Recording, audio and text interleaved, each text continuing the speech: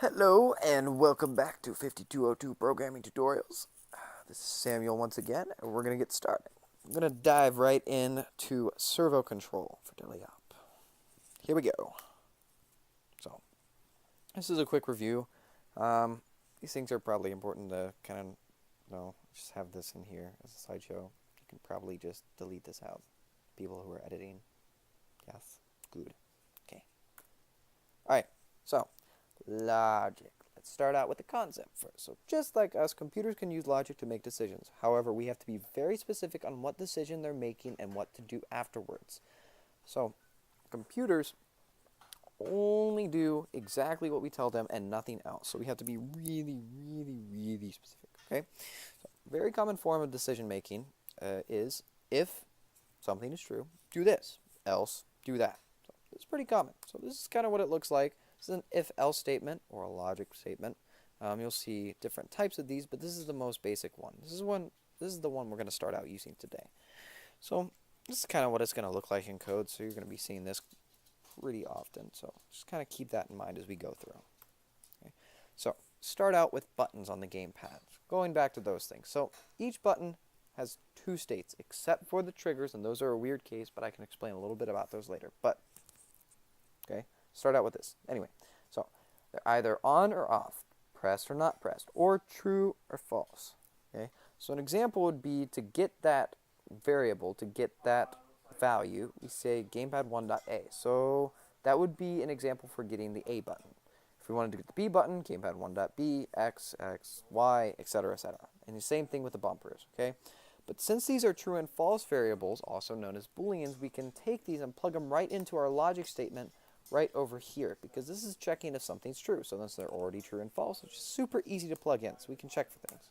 So the structure in the code is going to look something like this. So I can pull it up.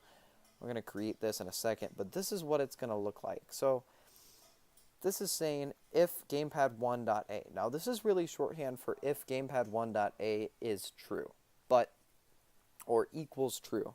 But the way we have it set up here, it's just it's a little redundant to check again to say if gamepad1.a is true. So we'll stick with that. I'll kind of show you what I mean later. But if that happens, you're going to move a servo to some position, position 1 we'll say. And then else, otherwise, so if this thing is not true, no matter what else happens, it's just going to do this. So one of these things is going to happen depending on whether this thing up here is true or not. Okay, so here in this one, just a pseudocode, we're going to say we're going to move servo back to a position 2. Okay, so servos. There are two types of servos. There are continuous rotation and regular 180. So continuous rotation servos act just like mini motors. So you give them a set power, they move at that speed. But 180 servos work by reading positions given in the program. They have a specified range of roughly 180 degrees, hence the name. Okay.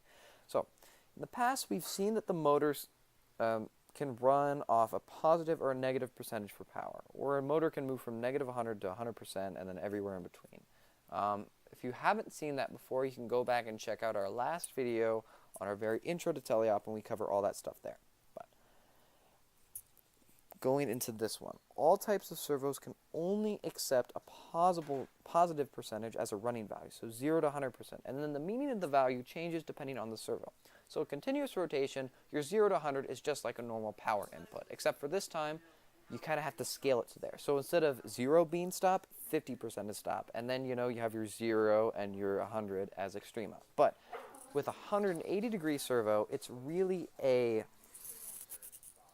the percentage that servo position is at relative to 0 to 180 degrees. So like 100 is really 180 degrees, but it's 100%, 180, 100%, 180 degrees, you get to the end, right?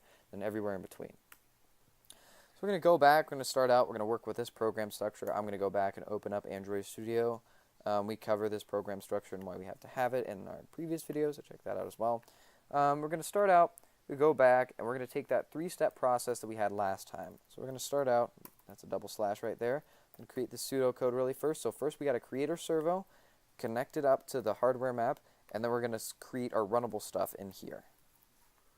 Okay.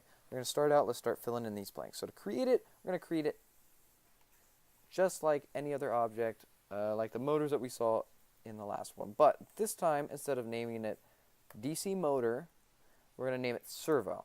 Okay, so this is the same for both 180 and a continuous rotation. So these are both the same and they work for either one.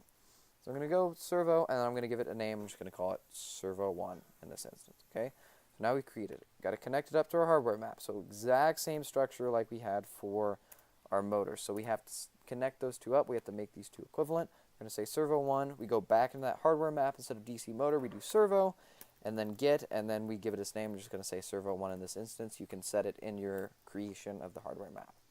Okay, now we got 2 out of our 3 again. Now we have to go into the loop. So we're going to go back and we're going to recreate that logic that we had initially, that if-else statement.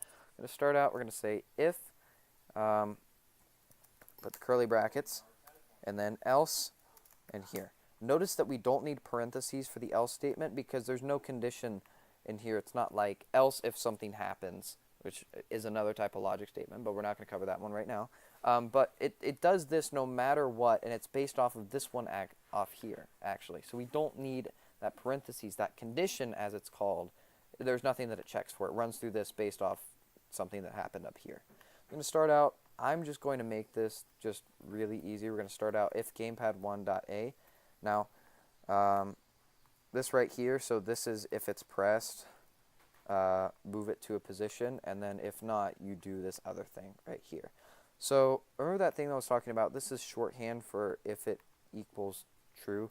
It's because this thing automatically turns back a true or false, and this is already checking for a true or false. So here, this right here, this statement is shorthand for equals true, but it's kind of redundant, and you can see Android Studio is telling me that right now. It says this thing can be simplified to just that thing. But let's say there's a case where you want to check if it's not true, if it's false.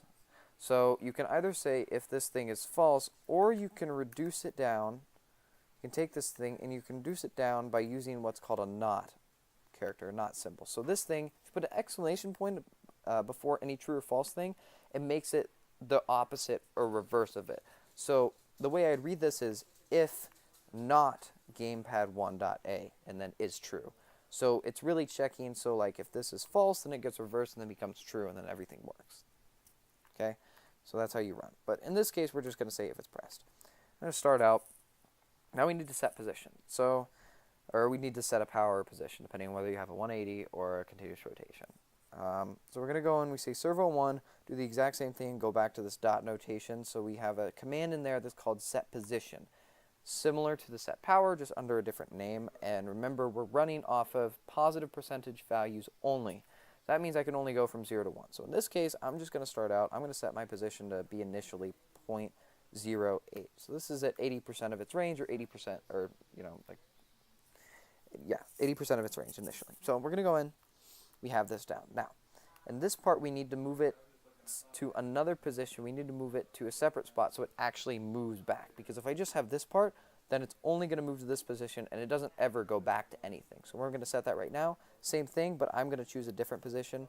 Not set direction, set power, position. Ooh, position. Ooh. But go back. I'm going to say 0.2 for this. You can choose whatever values. These values generally are determined by testing. You'll figure out positions as you run along. Whenever you're testing appendages, you'll be like, hey, this one works or this one doesn't, and you'll go in, and that'll work. Okay. Same thing. So now we have our 3-step creation and run process done. We're going to go in up here. Going to keep the teleop name the same, since it's the same class as earlier. If you created a new class, just kind of you can do something like this. Make sure it's tagged, and then this should be a runnable.